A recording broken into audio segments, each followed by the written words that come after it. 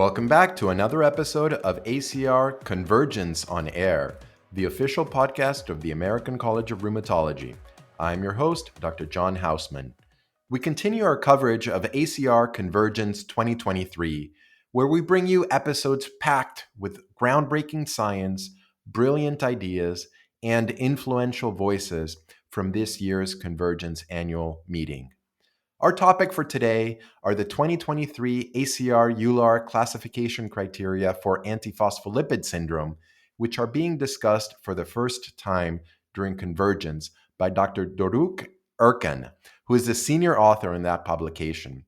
We've invited Dr. Erkan to provide us with his insights about what antiphospholipid syndrome is and how the classification criteria can help to advance the field by creating a homogeneous population for research.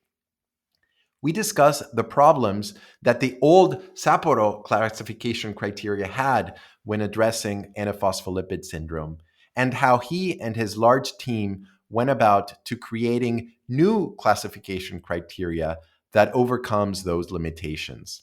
At the same time, we discuss the challenges of diagnosing antiphospholipid syndrome, including the interpretation of antiphospholipid antibody levels and the research that still remains to be done. Dr. Doruk Erkan is a physician scientist at the Barbara Vogler Center for Women and Rheumatic Diseases. He's attending rheumatologist and clinical research at Hospital for Special Surgery and professor of medicine at Weill Cornell Medical College. He conducts research on APS and lupus.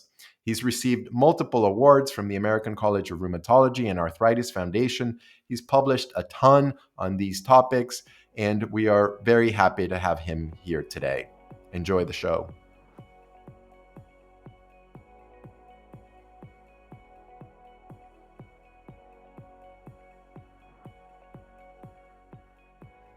Doruk, welcome to the show. Thank you, John, for inviting me to participate in ACR on Air. Really very exciting to be a podcast guest, especially when we talk about APS. Fantastic. What is antiphospholipid syndrome? How do you think about it?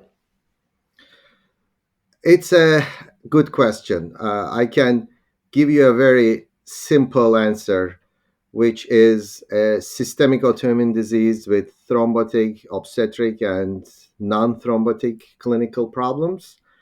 And of course, developing due to autoimmune antiphospholipid antibodies. But this is really a general and classic answer. And I think I can do better and I can give you a deeper, more philosophical response. Love In it. order to do that, we should start with the definition of syndrome. The word syndrome, which comes from Greek language, and it means concurrence. Now you can Google this definition, and basically, a syndrome is defined as a group of symptoms occurring together, indicate a specific condition, but not necessarily related. Now, they say symptoms, but in the world of APS, we have to include APL into the equation too. And if you keep the definition of syndrome in mind while defining APS, we can speculate A, antiphospholipid antibodies will develop as a result of these symptoms. B, antiphospholipid antibodies will co-occur together with these symptoms with no direct cause. Or lastly, we can speculate that antiphospholipid antibodies will cause symptoms. Now, we can come up with some examples from our daily practice to support, or I can say to illustrate these points. Let's say we have a patient with severe infection and low level anticardiolipin antibodies. Here, these antibodies are just bystanders. Then, let's say we have a patient with DVT, triple antiphospholipid antibody positive, but the blood clot happened following a major cancer surgery. Hmm. Here, APL is a risk factor with a potential contributor together with other thrombosis risk factors. And then let's have another patient with unprovoked DVT, APL nephropathy, diffuse alveolar hemorrhage, these microvascular manifestations of APL, and triple APL positivity. Here, I think we have a better confidence that antiphospholipid antibodies cause these problems. So I know you ask a short question what APS is. I gave you a long answer. A simple definition: thrombotic, obstetric, non-thrombotic clinical problems in the setting of APL. But we still need high quality research to better define APS, including pathogenic versus non-pathogenic APL, different clinical phenotypes, and different subphenotypes. Fantastic. So it's, I guess, a little bit more complicated than expected. I guess that goes for many rheumatic diseases that we care for. We often put names to syndromes that co-occur together, but may not have a full understanding about their cause or pathogenesis. But in general, I guess to have APS, we'd want to sort of think that those N-phospholipid antibodies are causing the thrombosis. Is that right? Would that be your definition, that these are causative to be Uh, diagnosed?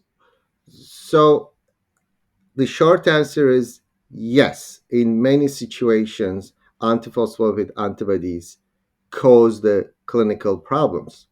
Sometimes they contribute to the problem, and Aha, this is the example that when there are many risk factors for thrombosis, let's say, including antiphospholipid antibodies. And fantastic. sometimes Yep. in a clinical setting, we are not sure if antiphospholipid antibodies are the cause of the problem, especially with low levels or controversial APL related manifestations. And I think we are going to talk about the diagnosis in a second. That's why it's very important to put all these factors into the equation during diagnostic assessment of APL positive patients. Got it. That makes a lot of sense. So when we're thinking about the thrombotic complications of APS, can you tell us a little bit more about what vascular beds can be affected by APS, and when should we start thinking about that a patient may have APS? Depending on what organs or tissues are affected. Sure, definitely. Uh, in an antiphospholipid antibody positive patient, these clinical manifestations represent a wide spectrum. And I think we can even start with patients who do not have any clinical problems. These Hmm. patients are generally called asymptomatic APL positive patients, and they don't have the syndrome. Regarding thrombosis, and it's often called thrombotic APS, these patients can have arterial events, generally stroke, or venous events, generally deep vein thrombosis with or without pulmonary embolism. And these events can develop with or without other risk factors. And as we Hmm. just discussed, it's important to know these additional risk factors for both diagnostic and management decisions. Another group is catastrophic APS, Hmm. less than 1% of patients, multiple organ involvement, generally with microvascular disease, and generally with systemic thrombotic microangiopathy. And I know that Tom Ortel is speaking during the review course about thrombotic microangiopathies, and it can be also very important podcast to listen, because whenever we uh, manage catastrophic APS patients, systemic TMA is always part of the discussions. Now, I want to create a separate group. I call it microvascular APS. I already mentioned microvascular APS is generally part of catastrophic APS. But this separate group, these are the patients that you see in your clinic rather than CAPS patients seen in the intensive care unit. Microvascular APS patients, such as diffuse alveolar hemorrhage, such as livedoid vasculopathy related skin ulcers, such as APL nephropathy. I can give more examples. But this is really a distinct subset from a mechanistic point of view, pathologic point of view, and treatment perspectives, Hmm. such as these patients do not respond to anticoagulation. Hmm. Then we can create another group, obstetric APS, a major clinical problem in APS. However, this is also a heterogeneous group where patients may have early pregnancy losses, late pregnancy losses, placental vascular problems resulting in preeclampsia or growth restriction. And these different manifestations are not the same with respect to diagnostic assessment of these patients. And then lastly, I think we can create another group and we can call it non-thrombotic problems related to antiphospholipid antibodies, such as autoimmune thrombocytopenia, autoimmune hemolytic anemia, valve disease, including thickening and vegetations. So, as you can see, it's really a systemic disease with many different organ involvement. Very interesting. And I love how you defined the various different areas that can be affected, because often sort of my reflex is, oh, antiphospholipid syndrome is, venous thromboembolism. But, that's one part. You mentioned arterial thrombosis, including stroke. You mentioned microvascular disease like livedoid vasculopathy, pulmonary hemorrhage, APL nephropathy. And these are things I don't often think about that could be related to APS. And then certainly the obstetric complications, um, the hematologic manifestations like thrombocytopenia, and even the cardiac valve manifestations. So it's great that you put it all out there. And, we as rheumatologists should think about evaluating for APS in patients with any of these manifestations. How do For we think about the blood work and testing for antiphospholipids in either in the acute setting where somebody's having one of these things, or maybe somebody that has a history of DVT and we're wondering whether they could have APS? This is actually such a broad topic, and you can have another podcast for your show just on antiphospholipid antibodies. It's tricky, it's complicated, but let me just give you a couple of points that I believe important while assessing antiphospholipid antibodies. The first thing I want to say is the assessment of APL positivity is not as simple as yes, this is positive, no, this is negative. We need to assess the APL profile. Hmm. We need to accept the fact that not every positive antiphospholipid antibody test is clinically relevant.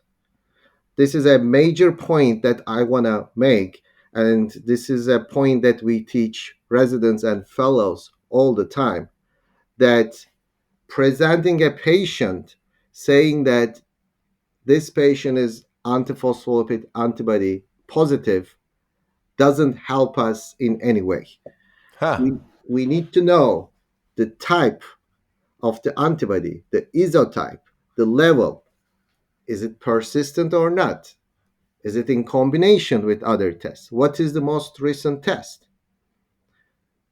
Along the same lines, if somebody tells me that this patient has lupus anticoagulant positivity, that doesn't help. I need to know all the details, including where it was tested. Did they follow the guidelines? Was the patient guidelines, meaning ISTH, International Society of Thrombosis and Hemostasis? Did they follow these guidelines? Was the patient on anticoagulation when tested? What's the correction ratio? Do we have a history of elevated PTT, false positive syphilis test that can help with the accurate assessment of LA? So, yes, this may sound like a very complicated assessment, but really we need to get into the details of APL assessment to understand if they are clinically relevant or not. At the end, there is a spectrum from low level anticardiolipin IgM levels to triple antiphospholipid antibody positivity with high levels of anticardiolipin antibody and anti-beta 2 GP1 IgG isotype. And you can think of any other combinations in between. So clearly, we need to check antiphospholipid antibodies in patients with unusual thrombosis, young age thrombosis, systemic autoimmune diseases, in patients blood clot, plus some of the clinical problems that we just discussed, such as thrombocytopenia.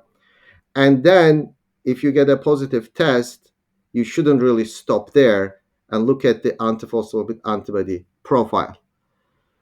How do I assess the profile? Let's say I have a patient in my clinic and I have antiphospholipid antibody test results on my desk. Triple APL positivity, meaning LA, that's lupus anticoagulant, ACL, that's anticardiolipin antibody, and anti-beta 2 GP1, that's anti-beta 2 glycoprotein 1 positivity with moderate high levels, gives us high confidence of APS diagnosis in the right clinical setting. And if I want to give you some kind of an algorithm about the confidence level regarding the clinical relevance of these antibodies, I'm not really talking about diagnosis now, just looking at the antibodies' clinical relevance. I guess on the top, you can have this triple APL positivity and also lupus anticoagulant positivity alone, and I'm talking about persistent results. Lupus anticoagulant is a very important test, but it's a tricky test, can be inaccurate when patients are on anticoagulation. But if it is done in the right lab, it is really important. And regarding this confidence level of the clinical relevance of APL, if you go one level down, we have lupus anticoagulant negative patients with moderate to high level of anticardiolipin or anti-beta 2 GP1 antibodies. And here I want to differentiate between IgG and IgM because we Mm-hmm. are still questioning, we are still studying thrombogenic potential of IgM. So we need to be very careful from a diagnostic point of view when we have IgM, ACL, and or anti-beta 2 GP1 only patients. And then level 3 on the bottom, I would put patients, again, LA negative, very low levels of ACL or anti-beta 2 GP1. And generally, we define moderate high levels above 40 ELISA units and low, like 20 to 40 ELISA units. So again, I think I gave you a long answer, But what we need to know about APL is that the correct interpretation of these results is critical. And I'm going to underline this critical while assessing the APL profile. So it sounds like the diagnosis of APS is actually quite complex because you have to have the right combination of clinical manifestations, blood clots, stroke, obstetric complication, and the right type of antiphospholipid profile in order to be more confident that the patient's thrombotic manifestation is related to APS. It's absolutely correct. It's very complex. And I think APS is one of the diseases that we have the problem of overdiagnosis on one side and then missed or misdiagnosis on the other side. And these problems can be equally important. Once, when I uh, mentioned this during one of my talks, I said, I don't know if there is any other disease like this, and somebody used the example of Lyme disease. Uh, so we need to be careful while making APS diagnosis on both sides. Fantastic. But we're here today to talk about the new 2023 ACR EULAR classification criteria about APS. So, can you just highlight the differences between diagnostic criteria and the classification criteria, which is what the new guidelines represent? Of course, and this is a good point as a bridge from diagnosis to classification, and it's a very important question. We are going to talk about classification criteria, and the goal of classification criteria is to capture a well defined population with some key features of the disease for research purposes. So we are talking about a homogeneous group of patients. When we talk about diagnostic criteria, the goal is to capture almost all patients, including those with some atypical, unusual, rare manifestations. So it's more a heterogeneous group. Given that classification criteria uh, are for research, very strict definitions are needed in any classification criteria. And another important point that these criteria should have no impact on billing, reimbursement, or treatment. Classification criteria are for research. Do we have diagnostic criteria for APS? We do not. Mm. Actually, sometimes we hear during talks or even read in published literature saying that APS diagnostic criteria, this and that. That's absolutely wrong. There are no diagnostic criteria in APS. It's the art of medicine. That's why our role as a clinician is to uh, go with the accurate diagnosis as much as possible, putting all the things that we discuss into the equation, such as clinical profile, APL profile, other risk factors. And there are actually other things too, epidemiology of the disease, available tests. It's very complex, as you said. But with respect to classification criteria, that's for research, should not be used for diagnosis, can be a guide on some level, especially to prevent overdiagnosis, but they are not for diagnostic reasons. Got it. So when ACR and EULAR embark on these on the creation of classification criteria, it's a huge multi-year, very expensive effort. So why was there a need for new classification criteria for APS? I think we all grew up on the Sapporo criteria. What's wrong with those? Yeah, famous Sapporo criteria published 1999, revised 2006 with the addition of anti-beta 2 glycoprotein 1 antibodies. So you said, what's wrong on this? I think I gave the first answer. 20 plus years they served for APS research, but they didn't really evolve to address current understanding of the disease. And more importantly, now we have more clinical trials on APS, and they are not really strong enough to serve for these clinical trials. Um, I can also mention that we completed a needs assessment survey before Hmm. we started this project, and 92% of the participants reported that we need a new classification system. Hmm.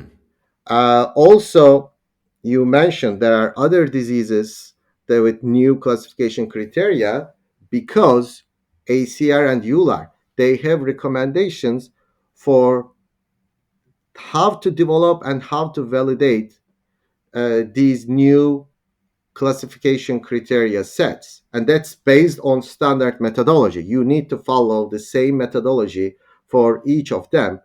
And that methodology is, of course, data driven and experts based approaches. You know, recent lupus, recent IgG4 related disease classification criteria, they all followed the same methodology. So they were relatively old. They had limitations, and there were some new recommendations about how to develop classification criteria as a summary to answer your question. So what are some of the limitations of the current Sapporo classification criteria? Uh, yeah, good question. I should have mentioned some of them. Uh, just to give you some examples, as we mentioned, antiphospholipid syndrome is a systemic autoimmune disease. And the systemic nature of APS was not really reflected in the old criteria, let's say cardiac valve disease. Then risk stratification. This is very important. And as you know, thrombosis can be multifactorial in many patients. For instance, approximately half of APL positive patients, when they develop thrombosis, they are going to have one or more additional risk factors for Hmm. thrombosis. And in fact, there are independent risk factors for thrombosis in APL positive patients, such as age, male gender, systemic autoimmune diseases, cardiovascular disease risk factors, VT risk factors combined. So Sapora criteria didn't really incorporate all these factors. I can say that there was a footnote on the table saying that presence or absence of other risk factors should be recognized, but it Hmm. wasn't officially part of it. And definitions, either they weren't there or weren't enough for clinical trials, or they needed some improvement. And lastly, we can say that the APL profiles that we discussed, different clinical relevance, was not reflected in the Sapporo criteria. Got it. So, given those limitations of the current criteria, how did you go about creating the new ACR, ULAR, APS classification criteria? How was the sausage made? It it was a huge team effort, and as they say, no one can whistle a symphony. It takes a whole orchestra to play it, and our efforts to develop a new classification criteria really started under the umbrella of 15th International Congress on Antiphospholipid Antibodies in 2016. Wow. There was a task force dedicated for the new classification criteria, and the work planning completed by this task force led to the ACR ULAR classification criteria development grant, which was awarded in 2018. And here I want to thank both ACR and ULAR for their continuous support um, on this project. I also want to thank approximately 100 people involved in this project, including physicians, researchers, epidemiologists, classification criteria methodologists, and of course, patients during different phases of the project. This was really a multidisciplinary international effort. We had a steering committee around 20, 23 members. And also, I should mention the core planning group, uh, who worked very hard on this project. Besides me, my co-principal investigator from the European side was Dr. Stefan Zuli, who's a cardiologist and vascular medicine specialist from Nancy, France. And also in the core planning group, we had Meda Barbaya from New York, Karen Kostenbader from Boston, Francis Guilleme, Florian Manville from Nancy, France, and also Alison Hendry and late Ray Naden from Auckland, New Zealand. I want to thank everyone, and I just want to say a few words about Ray, who unfortunately passed away 3 years ago. And after that, Ray's wife, Allison, who is also a classification criteria methodology expert, helped us finish the project. But Ray was such a special person. He was an obstetrician, but he was very well known in the rheumatology world and very well respected because he was critical in the implementation of this ACR ULAR endorsed methodology. And we learned a lot from him, not only about the methodology, also about life, like including how to come up with a decision that everyone can live with, even with uncertainty or even with different opinions. So we miss Ray a lot, and I thank everyone, including the steering committee and core planning group and others who worked very hard on this long journey. This was a four-phase project, and I can try to summarize a 4 to 5 manuscript worth information in 1 minute if we have time, which is, and again, all the classification criteria that you know, they follow the same methodology. Right. Phase one, item generation. Phase two, item reduction. Phase three, further reduction, weighting, and threshold identification. And then, very important, phase five, validation. From the beginning, our goal was to come up with a highly specific tool to identify patients with high likelihood of APS. And again, reminder, for clinical research, these are classification criteria. Phase one, phase two, mostly based on surveys. For instance, phase one, open-ended questions, we were able to generate 261 items that can be Wow. associated with APL, some negatively associated. Phase two, based on two surveys, Likert scale, Delphi exercises, we reduced the number of candidate criteria to 27.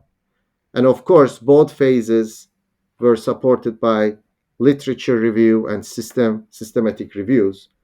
And all the details of phase one, phase two are already published actually in 2021 in Arthritis Care and Research. Hmm. Then we move to phase three. We have these 27 candidate criteria. We had to define them very carefully. We established an international derivation cohort. This means case collection, 314 cases. Hmm.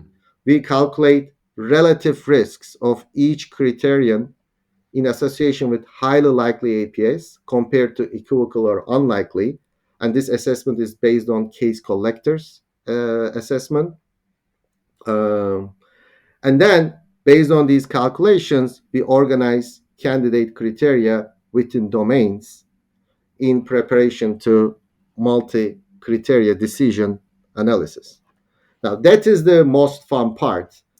Shortly, MCDA, it's a 2 day face to face meeting, and it was moderated by Ray and Allison, and everybody has a clicker, a remote in their hands. Here, we participants vote on pair-based scenarios, with each pair including two candidate criteria from distinct domains. Mm-hmm. And at the end, it gets left or right, which can be more likely to be APS. You click either left or right based on clicks, based on discussions. There is a computer model, it's a 1,000 line software calculating relative weights of each criterion. And based on these weights, a score is assigned to each derivation cohort case. Each case was assessed by the meeting participants for APS classification and long discussions until a threshold is identified. And then we move to the last phase where we had two separate validation cohorts. That means new international case collection, where we compare the performance characteristics of revised Sapora criteria to new ACR ULAR criteria's characteristics.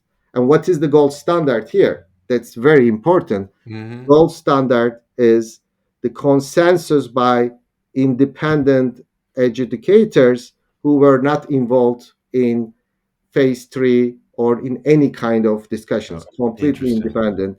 And we had 568 cases from 29 international centers Wow. to form these two validation cores. So, as you can see, a lot of work, relatively long, four phases. I don't even want to mention the COVID related delays, but we are so happy that at the end August, this August, criteria were published. Got it. So, in developing this criteria, you had the benefit of seeing some of the shortcomings of the Sapporo criteria. You mentioned a couple, sort of how you think about risk stratification, how you think about the relevance of N-phospholipids and their level, their number. So, how did you incorporate those to develop your new criteria? So, how is your new criteria different than the old Sapporo criteria? Yeah, so you definitely start from the beginning, a new start, follow these methodology that I just mentioned, and how it's different. First of all, this is a point based classification system. There is an aggregate score, and this score really represents the degree of confidence in APS classification. We don't have time to review the details of the new classification criteria, but at the end, at least 3 points from clinical domains and at least 3 points from laboratory domains are needed to classify a patient as having APS. So that's the first difference. It's a point based, and we can also say that it's domain based.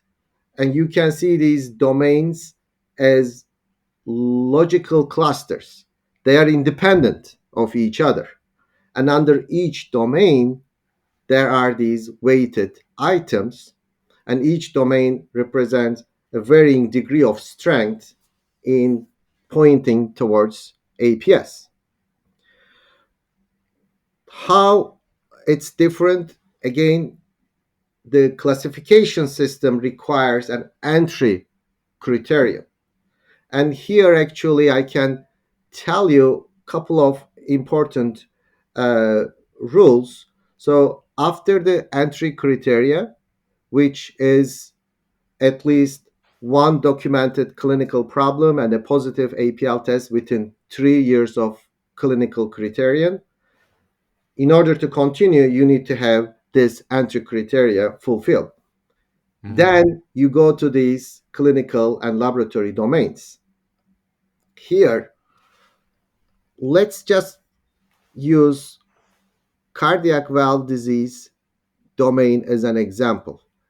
Under that, there is valve thickening contributing 2 points to the final score, and there is valve vegetation contributing with 4 points.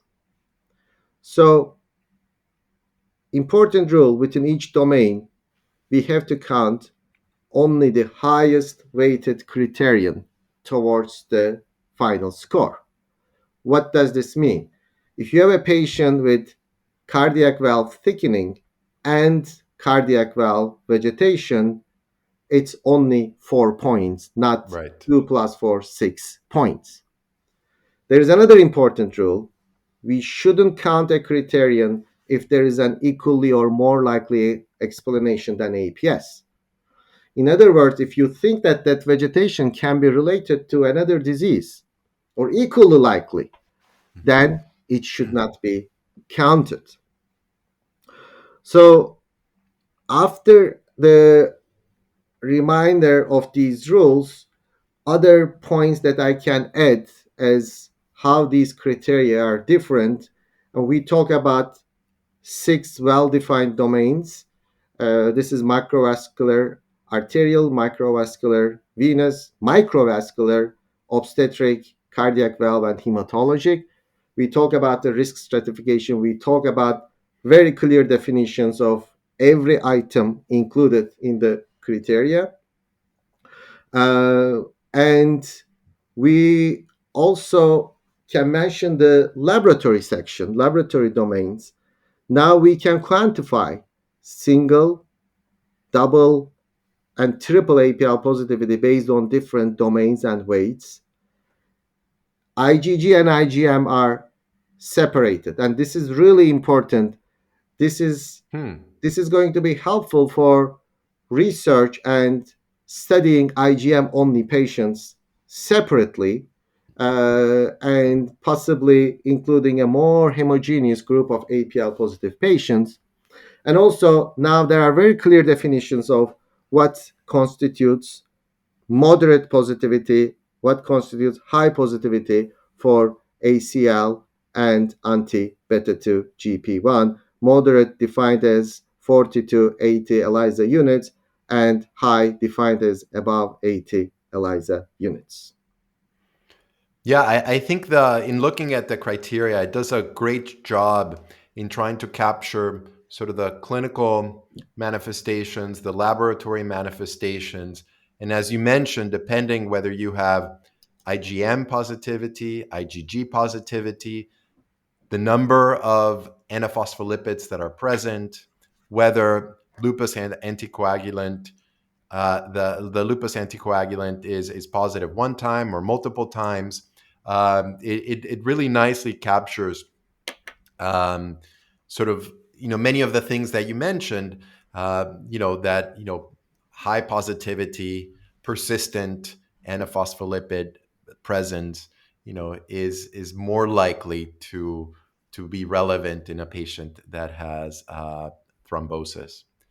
And Uh, actually, I should also add that we achieved our goal of high specificity.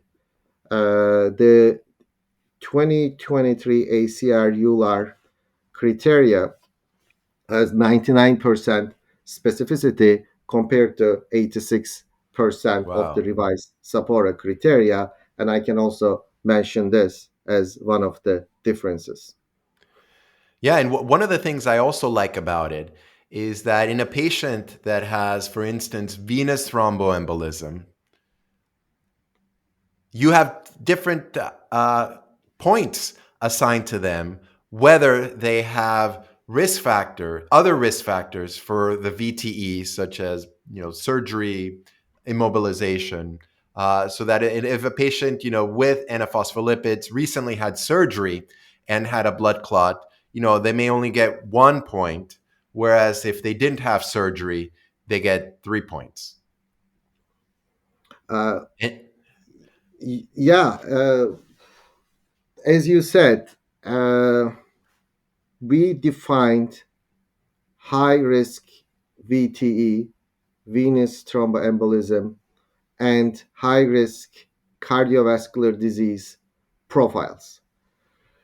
This was based on a lot of work, critical review of international guidelines, surveys, many hours of steering committee discussions, consultation with international cardiologists and vascular medicine specialists. And I need to thank doctors Barbaya and Zuli for the very hard work defining these profiles. And you already shared an example, and I can also share another one yeah. because the table, there are a lot of factors involved in defining these risk groups. But just very briefly, you may have a patient with a DVT developing during active malignancy. That's a major risk factor, active malignancy, and that will put this patient into high risk VTE profile.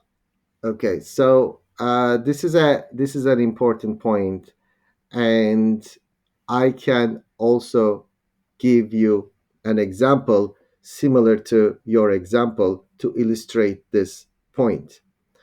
Uh, as you know, active malignancy is a major risk factor for VTE.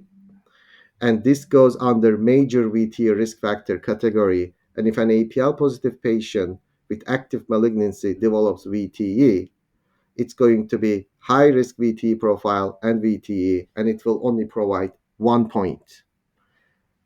There are also some minor VTE risk factors. Let's say uh, surgery and oral contraceptives. So, if a patient has two or more minor risk factors, again, will be included under the VTE with high risk VTE profile. Why it's important?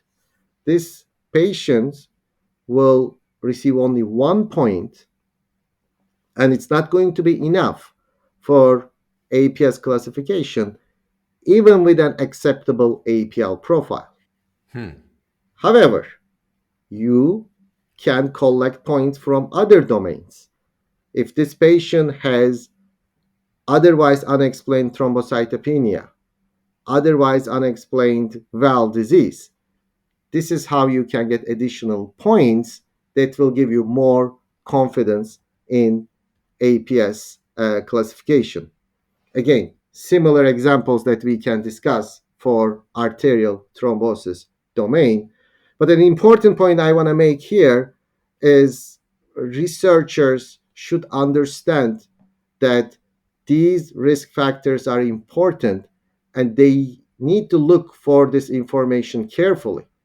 And if this information is not available or unknown, and I'm talking about other risk factors at the time of the event, especially for retrospective studies, then the lowest possible score should be assigned to that domain. Got it. And we spent quite a bit of time differentiating, diagnostic criteria from classification criteria, and stressing that what we just talked about is classification criteria. But do you think that these criteria will have an impact in the patients that we regularly see in clinic? Ideally, classification criteria should not have an effect on diagnosis and practice. And we need to be patient as a clinician and wait for the studies, hopefully, high quality research conducted with this criteria, and hopefully, results of these studies will help us better manage our patients. On the other hand, as we discussed, we have to accept the fact that there are no diagnostic criteria for APS, and APS diagnosis is very complex. So, on some level, they may serve as a guide, but they shouldn't uh, affect treatment decisions. Got it. Uh, it sounds like you guys spent a lot of time, many, many years in developing this. And I hate to ask, but what are some of the limitations of this criteria? What are the gaps? um, so, yes, you are right. We worked very hard many years. We tried very hard to make this criteria as strong as possible. Probably depending on who is answering the question, you can get a 1 minute answer or 1 hour answer.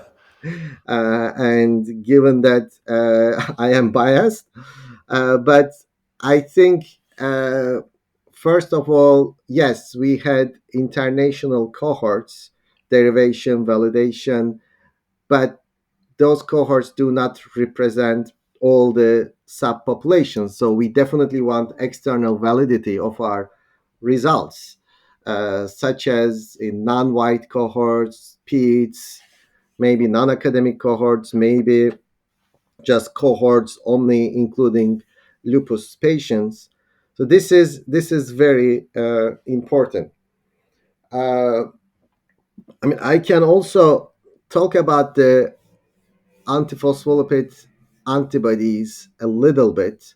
Again, there's a lot to discuss on that end, but um, so we use moderate and high levels based on ELISA tests.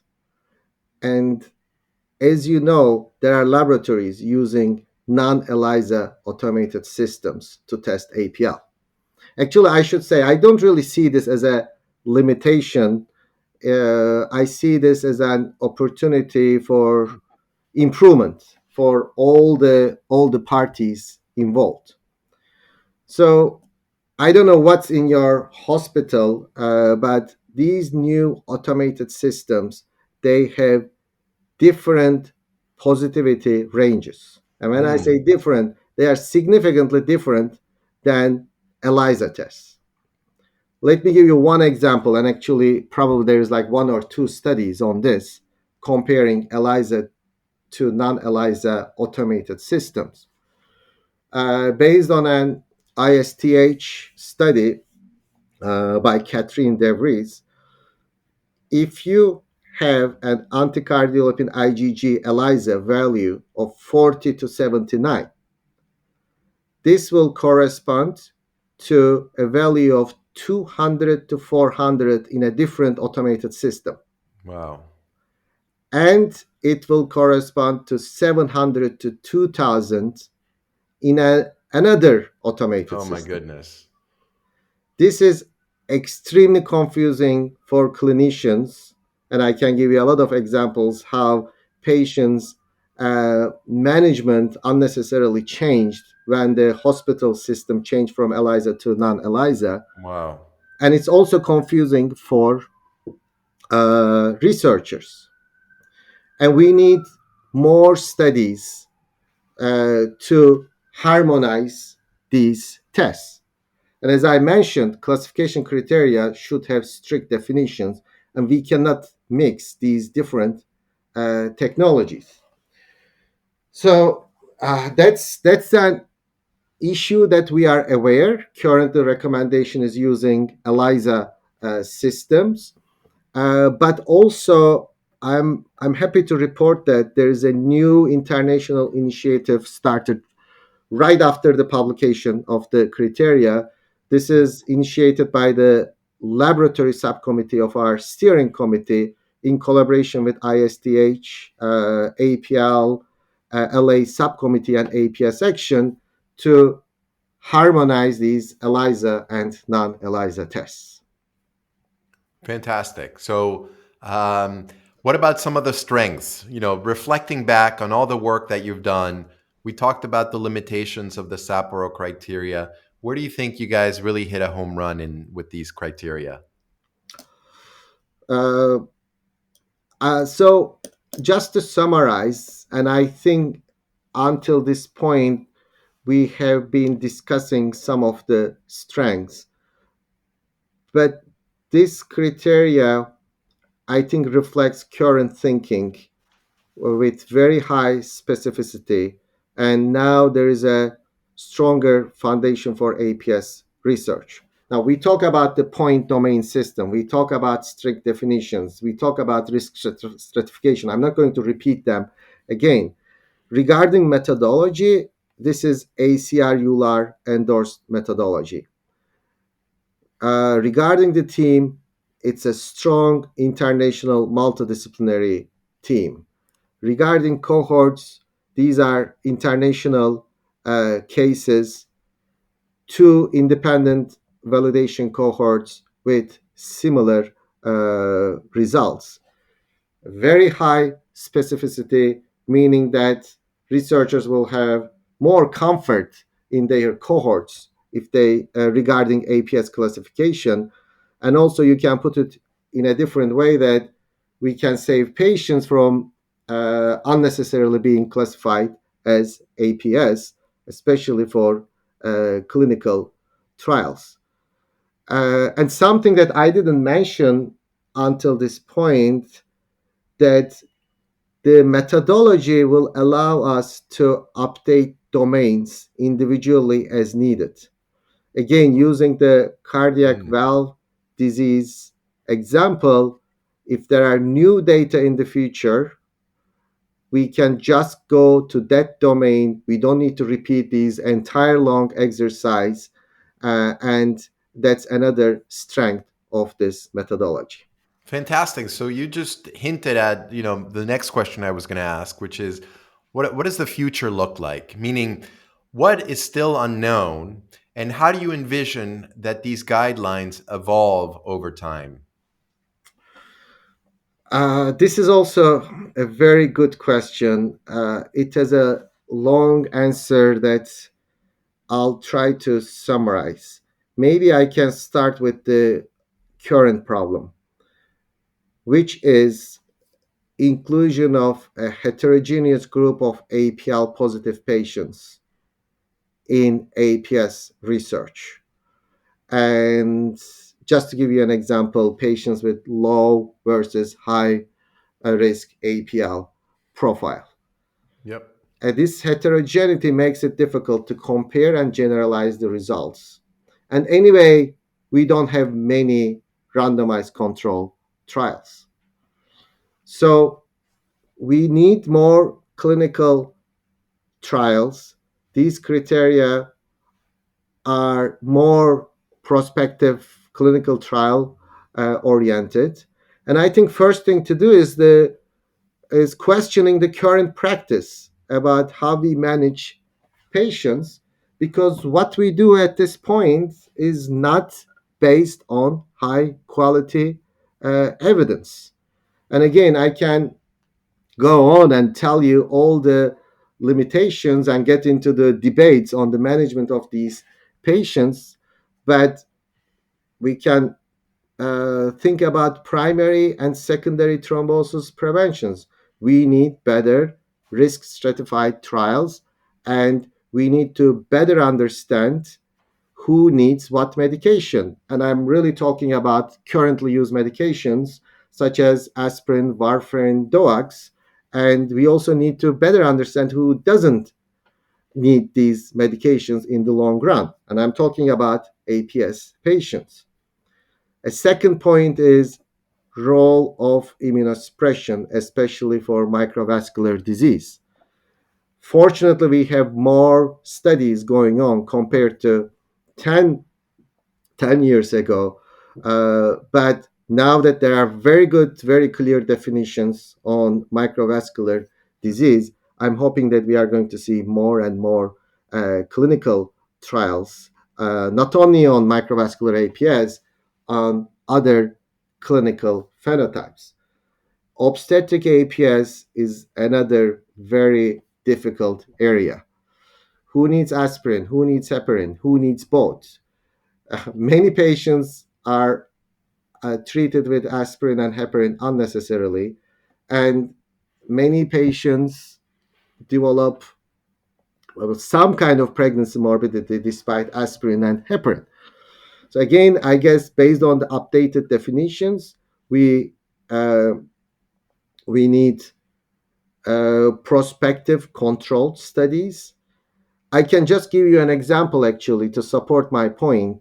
Sure. APS Action is our international research network, started 12 years ago. Currently, there are 80 international physicians involved in the network from 32 centers.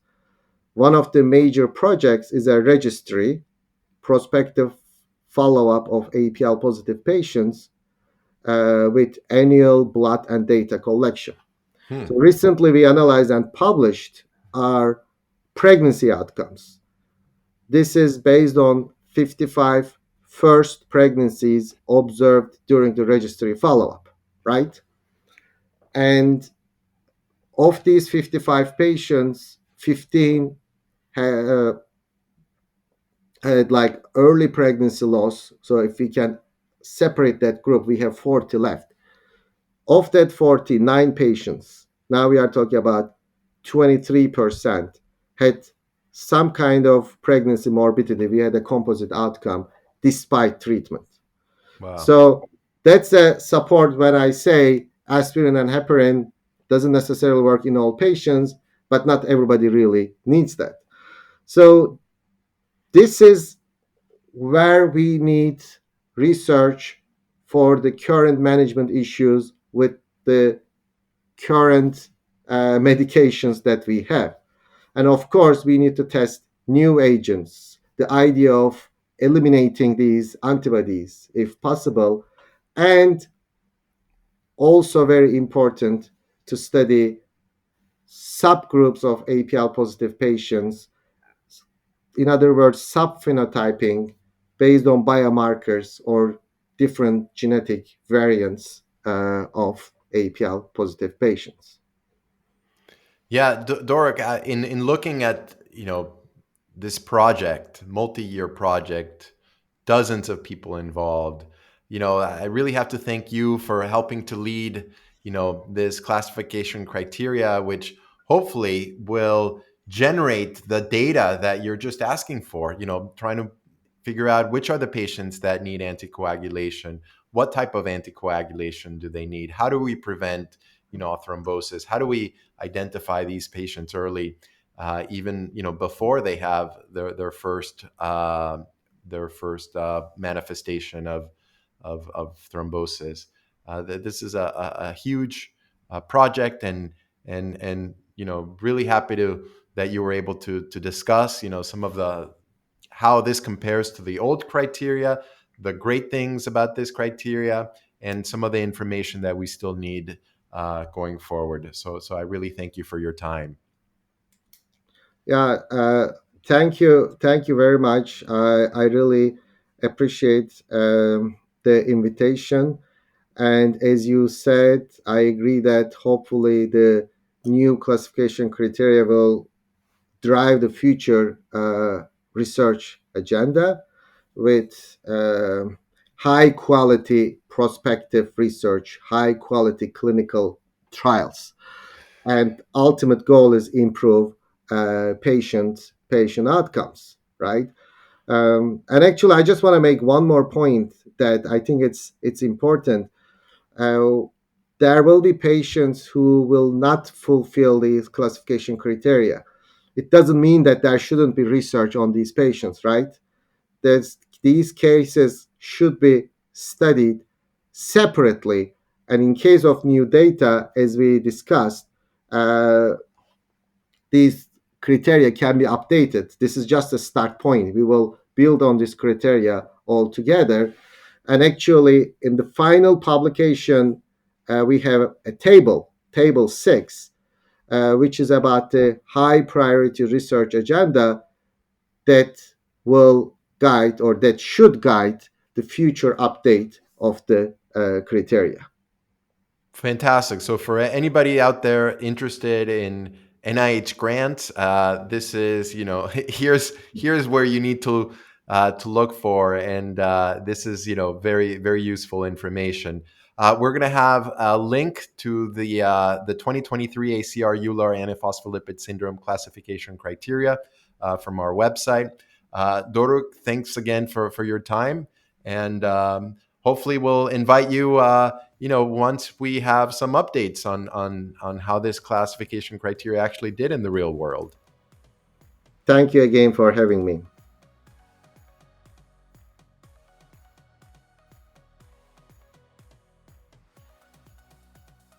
Well, there you have it, the 2023 classification criteria for antiphospholipid syndrome. Although not to be used for diagnosis, it certainly enhanced my understanding of the different manifestations of antiphospholipid syndrome and some of the complexities in making a diagnosis. Hopefully, these criteria will lead to research studies that help to improve the diagnosis and management of patients with antiphospholipid syndrome. Don't forget to tune in to ACR Convergence on Air every morning from Saturday, November 11th to Wednesday, November 15th for a rendezvous with innovation, inspiration, and invaluable insights. Thank you all for listening, downloading, subscribing to our show, and for rating us with 5 stars or however many stars you think we deserve. You can find our show notes for this episode at acronair.org, on Apple Podcast, Spotify, and on your favorite podcast app. Until next time, watch out for those antiphospholipid antibodies, and of course, stay healthy.